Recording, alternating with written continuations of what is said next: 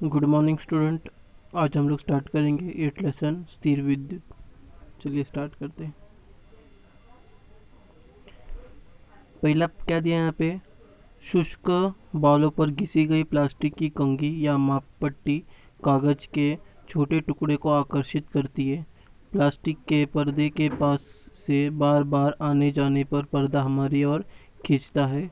अंधेरे में कंबल का हाथ से घिसकर धातु की किसी वस्तु के पास ले जाने पर चिंगारी निकलती है। ऐसे और कौन सी घटनाएं तुम्हें पता है? ठीक है, ये सब होता है। तो देखो, लास्ट का पॉइंट तुमको पता नहीं रहेगा, स्टार्टिंग के दोनों पते रहेंगे, लास्ट का थर्ड थर्ड तो वो तुम लोग को नहीं पता रहेगा। ठीक है, आगे क्या दिया है, विद्युत आवेश के अंदर, इलेक्ट्रिक चार्ज के अंदर। उपयुक्त सभी उदाहरण में हम क्या समझ में आया कि ये उदाहरण हमारे आसपास की वस्तुओं में समाये हुए पर्याप्त विद्युत आवेश की एक छोटी सी झलक है। ठीक है, मतलब आसपास जो हम लोग चीज़ रोज यूज़ करते हैं उसके अंदर विद्युत आवेश प्रेजेंट रहता है। ठीक है, मौजूद रहता है। हमारे शरीर में भी विद्युत आवेश संग्रहित रहता है। सभी वस्तुएं अति सूक्ष्म कणों से बनी हुई होती है। ठीक है, अति सूक्ष्म कण जो अणु रहते हैं उससे बनी हुई रहती है। विद्युत आवेश उन कणों के आंतरिक गुणधर्म है। ठीक है, विद्युत आवेश जो है उसके अंदर रहता है, उसलिए उस दिए उसकी वो आंतरिक गुणधर्म है। इसी प्रकार पर्याप्त विद्युत आवेश होने पर भी वह वस्तु में अप्रकट स्थिति में रहता है, क्योंकि वस्तु पर दो विपरीत प्रकार के विद्युत आवेश समान संख्या में होते हैं। क्या बताया इसके अंदर, विद्युत आवेश होने पर भी वो वस्तु जो रहता है वो स्थिर रहता है। ठीक है, शांत रहता है। क्यों? क्योंकि उसके अंदर दो विपरीत प्रकार के विद्युत आवेश होते हैं। ठीक है, जैसे कि धन आवेश और एक ऋण आवेश, प्लस साइन और माइनस साइन। ठीक है, ये तुम लोग को यहाँ पे विद्युत स्टार्ट हुआ है, ये यही जाके आगे 8 में 9 में 10 में तुम लोग को इसके अंदर सब डीप में पढ़ने को मिलेगा। ठीक है, अंदर अंदर बहुत। क्या दिया फिर आगे, इन आवेशों में संतुलन होता है तब वस्तु उदासीन होता है। क्या होता है इसके अंदर, जब वो संतुलन होता है, जैसे कि प्लस माइनस जो रहता है वो, जैसे 2 प्लस रहा फिर 2 माइनस रहा तो दोनों सेम अगर रहा तो वो उदासीन हो जाता है। ठीक है, यदि धन आवेश और ऋण आवेश का संतुलन नहीं हो तो वस्तु आवेशित हो जाता है। ठीक है, या तो वो धन आवेशित हो जाएगा या तो वो ऋण आवेशित हो जाएगा, जो चीज़ ज़्यादा रहेगा वो आवेशित हो जाता है। ठीक है, फिर आगे क्या दिया है, दो आवेशित वस्तु एक दूसरे को कैसे प्रभावित करते होगी। ठीक है, तो हम लोग वो सब देखेंगे आगे, सो कैसे प्रभावित करती है। देखो यहाँ पे दिया आगे क्या था, करो और देखो। कांच की एक छड़ के सिरे के भाग रेशमी कपड़े पर रगड़ो। घर्षण के कारण थोड़ा सा आवेश एक वस्तु से दूसरी वस्तु पर जाएगा, इस कारण दोनों वस्तु थोड़ी आवेशित हो जाएगी। ठीक है, एक के अंदर दूसरे, दूसरे के अंदर का पहले के अंदर, मतलब पहले के अंदर दूसरे के अंदर चला जाएगा, दूसरे का पहले के अंदर चला जाएगा, तो वो दोनों आवेशित हो जाता है। ठीक है, स्थिर नहीं रहता। इन छड़ को एक रस्सी द्वारा हवा में लटका कर देखो। अब उपयुक्त प्रकार से आवेशित की गई कांच की दूसरी छड़ लटकी हुई छड़ के पास लाओ। क्या दिखाई देगा, दोनों छड़ एक दूसरे को दूर ढकेलती है। इसके पश्चात प्लास्टिक की एक छड़ लेकर उसके एक सिरे के उन्हीं कपड़ों पर रगड़ो और उसके सिरे को लटके हुए कांच के छड़ के पास जाओ। तो अब क्या दिखाई देगा, दोनों छड़ एक दूसरे की ओर खिंचाई देती है। ठीक है, यहाँ पे देखो दिया, यहाँ पे पहले दोनों को रगड़ना है, रगड़ने के बाद जब तुम एक दूसरे के पास लेके जाओगे तो क्या कांच की छड़ जो रहेगी वो एक दूसरे से दूर भागती है। वैसे अगर प्लास्टिक की छड़ ले लोगे तो वो एक दूसरे के नज़दीक जाएगी। क्यों? क्योंकि अगर जब रेशम के मतलब कपड़े पे अगर जब तुम कांच की छड़ अगर रगड़ते हो तो क्या होता है, उसमें का जो ऋण आवेशित रहता है, माइनस माइनस जो चार्ज रहता है, ठीक है, वो सब एक ही के अंदर चले जाते हैं, मतलब पूरे कपड़े के अंदर चला जाता है इसके अंदर, और कपड़े के अंदर का जो पॉजिटिव रहता है, ठीक है, धन आवेश, वो सब इसके अंदर आ जाता है। उसी प्रकार तुम्हारा जो प्लास्टिक का कुछ भी रॉड रगड़ते हो तो क्या होता है, उसके अंदर का जो पॉजिटिव रहता है पूरे कपड़े के अंदर चला जाता है और उसके अंदर पूरा सिर्फ नेगेटिव ऋण आवेश बच जाता है। तो उसी कारण क्या होता है, तुम लोग को पता ही है, जब दोनों ये प्लस प्लस रहते तो एक दूसरे को विपरीत दिशा में ढकेलते हैं। ठीक है, या माइनस माइनस रहा, लेकिन दोनों अगर एक समान मतलब अलग अलग रहेंगे तो एक दूसरे को आकर्षित करता है। तो उसी प्रकार दोनों छड़ के अंदर क्या हुआ, पॉजिटिव पॉजिटिव आ गया, इसलिए वो जाने लगा। लेकिन वैसे ही दूसरे के अंदर जब प्लास्टिक की छड़ आई तो मतलब अलग अलग विपरीत हो गए, धन और ऋण दोनों, तो इसलिए वो दोनों आकर्षित करते हैं। फिर आगे क्या दिया है, सजातीय आवेशित, प्लस प्लस माइनस माइनस, दोनों छड़ एक दूसरे के दूर ढकेलती है, इसे प्रतिकर्षण कहते हैं। ठीक है, जो एक दूसरे को दूर ढकेलती है उसे प्रतिकर्षण कहते हैं, और जो एक दूसरे को कहते हैं उसको आकर्षण कहते हैं। देखो आगे दिया गया है, दूसरे प्रयोग में हम ज्ञात हुआ कि विजातीय आवेशित प्लस माइनस या माइनस प्लस दोनों छड़ एक दूसरे की ओर खींचती जाती है, इसे आकर्षण कहते हैं। ठीक है, तो ये डेफिनेशन याद रखना। जो सजातीय आवेश जैसे कि प्लस प्लस माइनस माइनस है, ठीक है, सजातीय आवेश मतलब एक ही जाति के हैं, वो दोनों एक दूसरे को ढकेलती है, उसे प्रतिकर्षण कहते हैं। और जो विजातीय, ठीक है, दूसरे दूसरे विपरीत जाति के हैं, वो एक दूसरे को आकर्षित करते हैं, ठीक है, खींचते, उसको आकर्षण कहते हैं। फिर आगे क्या दिया है, वैज्ञानिक बेंजामिन फ्रैंकलिन, ठीक है, जो वैज्ञानिक का नाम यहाँ पे दिया है बेंजामिन फ्रैंकलिन ने विद्युत आवेश को धन आवेश व ऋण आवेश में नाम दिया गया। ठीक है, पहले पता नहीं था, जो बेंजामिन फ्रैंकलिन था इनने नाम दिया था, प्लस और माइनस जो था उसको ऋण आवेश और धन आवेश दिया था। ठीक है, कटायन और अनायन। यहाँ पे आगे फिर क्या दिया है, विद्युत आवेश की उत्पत्ति कैसे होती है। देखो यहाँ पे एग्जाम्पल के साथ समझाया गया यहाँ पे विद्युत की कैसे उत्पत्ति होती है। सभी पदार्थ कणों से बने होते हैं। ठीक है, हम लोगों ने ऊपर ही देखा सभी पदार्थ कणों से बने रहते हैं और अति सूक्ष्म परमाणु से बने हुए थे। ठीक है, वो जो कण रहते हैं वो अति सूक्ष्म परमाणु, सबसे छोटे से छोटे मतलब जो कण रहता है वो परमाणु से बना रहता है। और उससे परमाणु की क्या दिया, परमाणु की संरचना के बारे में जानकारी हमने आगे देखने वाले। अभी इतना जानना पर्याप्त है कि प्रत्येक परमाणु में स्थिर धनावेशित भाग और चल ऋणावेशित भाग होता है। ठीक है, हमें यहाँ पे क्या दिया है आगे, मतलब तुम लोग डीप में पढ़ोगे। ठीक है, अभी 7th में भी थोड़ा सा और 8, 9, 10th में भी पढ़ने वाले हो, तो वही बोला आगे पढ़ोगे। लेकिन तुम लोग का भी जानना क्या पर्याप्त है कि कोई भी परमाणु रहता है उसके अंदर धन और ऋण आवेशित भाग रहता है। ठीक है, पॉजिटिव और माइनस नेगेटिव चार्ज रहता है उसके अंदर। फिर इन दिनों आवेश में संतुलन के कारण विद्युत दृष्टि के परमाणु उदासीन होता है। ठीक है, हम लोग आगे देखेंगे। देखो यहाँ पे दिया है, यहाँ पे आगे देखो यहाँ पे नीचे दिया है उदासीन, ऋणावेश और धनावेश। इसके अंदर देखो 3 प्लस 3 माइनस है, फिर इसके अंदर भी 3 प्लस 3 माइनस है, तो इसलिए कारण क्या हुआ, ये उदासीन हो गया। फिर ऋणावेश के अंदर क्या है, देखो प्लस कम है और माइनस का चार्ज ज़्यादा है, इसलिए वो ऋणावेश हो गया। और फिर धनावेश के अंदर पॉजिटिव साइन ज़्यादा और माइनस साइन कम है, इसलिए ये धनावेशित हो गया। ठीक है, फिर क्या दिया आगे, सभी वस्तु परमाणु से बनी होती है, इसी से विद्युत दृष्टि से उदासीन होती है। फिर वस्तु विद्युत आवेशित कैसे होती है, विद्युत दृष्टि से संतुलित परमाणु का संतुलन कुछ कारणों से बिगड़ता है। ठीक है, क्या बताया, जो चीज़ रहते कुछ भी वो उदासीन रहते, लेकिन उदासीन से वो असंतुलित हो जाते। क्यों, क्योंकि उसके अंदर परमाणु मतलब कुछ चीज़ बिगड़ता है। क्या बिगड़ता है, तो उसके अंदर के जो वो आवेश रहते वो चेंज हो जाता है। क्या बताया इसके अंदर, जब कुछ पदार्थ एक दूसरे से घर्षण किया जाता है। ठीक है, ऊपर देखो घर्षण करके यहाँ पे दिखाया गया है, तो घर्षण किया जाता है तब एक वस्तु से ऋण आवेश के कण दूसरे पदार्थ पर चले जाते हैं। ठीक है, तो यहाँ पे जाते हुए दिखा रहा है। यहाँ पे देखो क्या हुआ, यहाँ पे देखो माइनस साइन जो है वो प्लस साइन के इसके अंदर जा रहा है। ठीक है, मतलब दोनों सेम था, तो उसमें के दोनों माइनस साइन जो है ये इसके अंदर चले गए पहले इसके अंदर, तो वही दिया है। घर्षण किया जाता है तब एक वस्तु से ऋण आवेशित कण दूसरी पदार्थ पर चले जाते हैं। जिस वस्तु पर ये ऋण आवेशित कण होते हैं वो वस्तु ऋण आवेशित होता है और कणों की अतिरिक्त संख्या के कारण ऋण आवेशित हो जाती है। उसी प्रकार जिस वस्तु के ऋण आवेशित कणों की कमी होती है वह धनावेशित हो जाता है। ठीक है, जैसे कि मैंने पहले स्टार्टिंग बताया, क्या जिसके अंदर जो ऋण आवेशित ऋण ज़्यादा रहता है, ठीक है, माइनस ज़्यादा रहता है वो ऋण आवेशित हो जाता है, और जिसके अंदर प्लस ज़्यादा रहता है वो धनावेशित हो जाता है। ठीक है, अतः घर्षण किए जाने से दो वस्तुओं में से एक धन आवेशित और दूसरी ऋण आवेशित बन जाती है। ठीक है, ये फिक्स रहेगा। जो एक रहेगा उसके अंदर पॉजिटिव साइन ज़्यादा हो जाएगा और एक के अंदर क्या होगा, नेगेटिव साइन ज़्यादा हो जाएगा। ठीक है, देखो यहाँ पे पॉजिटिव साइन ज़्यादा हो गया, उसी प्रकार बाजू में जो है ऋण आवेशित उसके अंदर नेगेटिव साइन ज़्यादा हो गया। ठीक है, फिर आगे दिया करो और देखो क्या बताया इसके अंदर, सामग्री कागज़, पॉलीथीन, नायलॉन, कपड़ा, सूती का कपड़ा, रेशमी कपड़े आदि। ठीक है, ये सब लेना है। क्या करना है उसके अंदर, कृति के अंदर दिया गया है, सारणी में दी गई वस्तु को सर्वोत्तम कागज के टुकड़े के पास ले जाओ। ठीक है, सारणी में दी गई वस्तु सब सर्वोत्तम कागज के टुकड़े के पास लेके जाना है। फिर क्या होता है देखो, बाद में दी गई सामग्री पर क्रमशः रगड़ो और कागज के टुकड़े के पास ले जाओ। तुम्हारे निरीक्षण दी गई तालिका में नोट करो। ठीक है, यहाँ पे आगे तालिका दिया गया है, क्या दिया है, घर्षण के लिए उपयोग में लाई गई वस्तु। पहला गुब्बारा, कागज के टुकड़े का आकर्षित होएगा या नहीं होएगा, तो होएगा। ठीक है।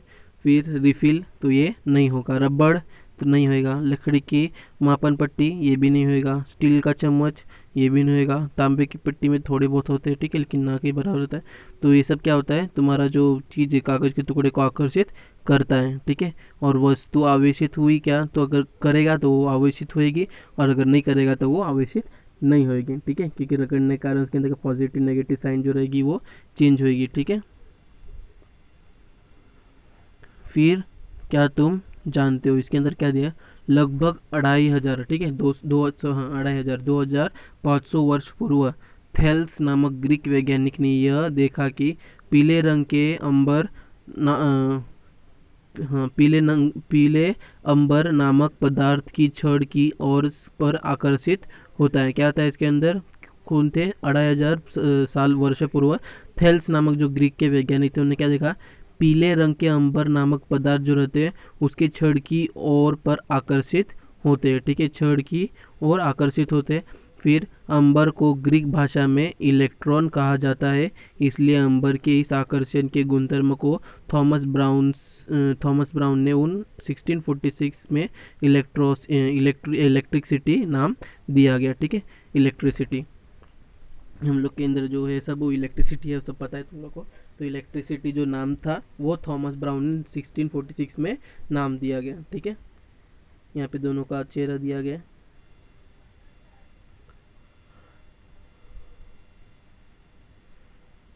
आगे दिया है घर्षण विद्युत, ठीक है, फ्रिक्शनल इलेक्ट्रिसिटी। घर्षण के कारण तैयार होने वाले विद्युत आवेश को घर्षण विद्युत कहते हैं। क्या बताया यहाँ पे, घर्षण से जो विद्युत की निर्मित होती है उसे घर्षण विद्युत कहते हैं। यह आवेश वस्तु पर घर्षण किए गए स्थान पर ही होता है।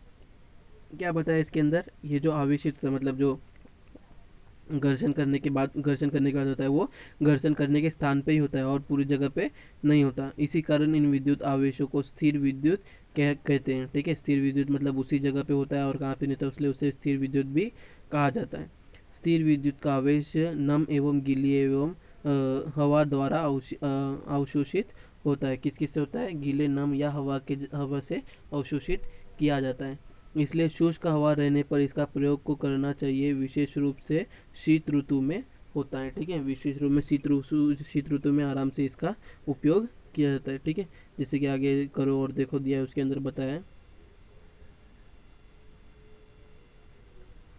सामग्री, कुछ स्ट्रॉ, ऊनी कपड़ा, हाथ पैर का मोजा, कांच की बोतल, ये सब सामग्री लगेगा, ठीक है। फिर कृति कैसे दिया, कैसे करना है वो बताया यहाँ पे। बोतल पर एक स्ट्रॉ रखो, ठीक है, फिर दूसरी स्ट्रॉ उसके पास लेकर जाओ, क्या होता है देखो। अब बोतल पर स्ट्रॉ वैसे ही रहने दो, दूसरी स्ट्रॉ को ऊन कपड़ों, ठीक है, ऊन के कपड़ों द्वारा रगड़ो और बोतल के ऊपर रखी स्ट्रॉ के पास ले जाओ, क्या होता है देखो।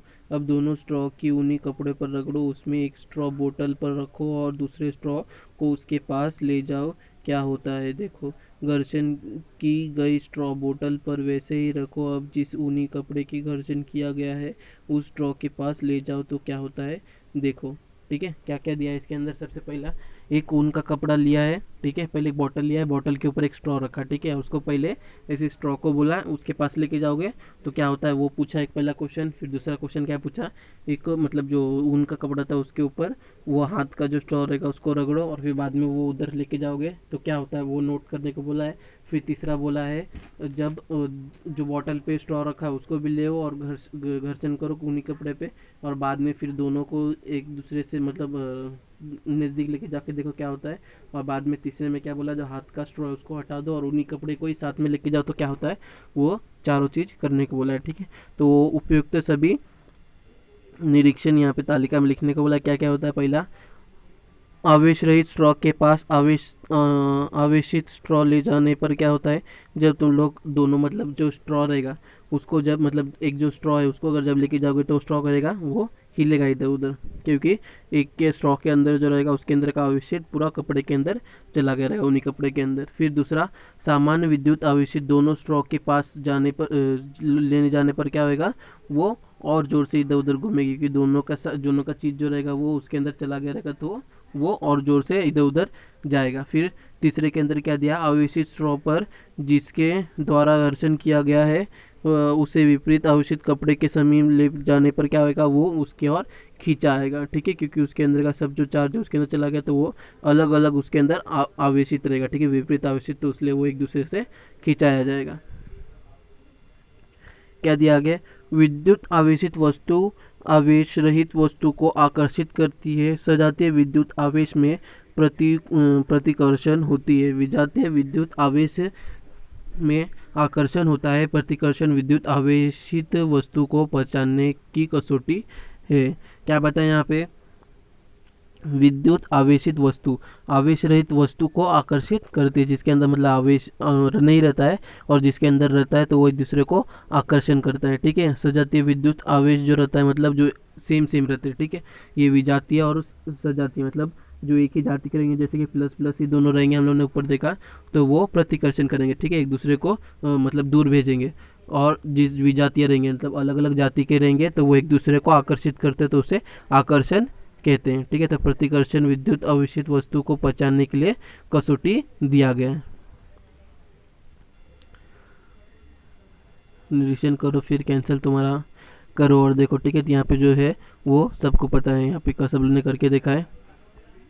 क्या दिया है इसके अंदर, स्पर्श द्वारा वस्तु को आवेशित करना। एक प्लास्टिक की कंघी को कागज से रगड़ो।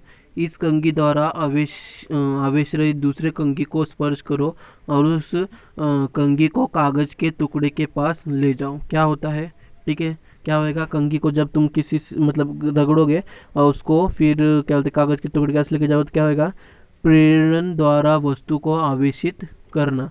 कंघी या गुब्बारे को बालों पर रगड़े। चित्र में दिखाए अनुसार कंघी पानी की बारीक धारा के पास ले जाओ, क्या होता है देखो, और कंघी को पानी धीरे से दूर ले जाओ तो क्या होता है वो। ठीक है, दो चीज़ यहाँ पे दिया है, पहले कंघी को और दूसरा नल, मतलब एक मतलब हम लोग के शरीर पर रगड़ने से, और एक को डायरेक्ट मतलब पानी के से लेके जाके पानी के नज़दीक लेके जाके जाओगे तो क्या होता है वो दिया गया है। देखो यहाँ पे दिया है और एक यहाँ पे नीचे। ठीक है,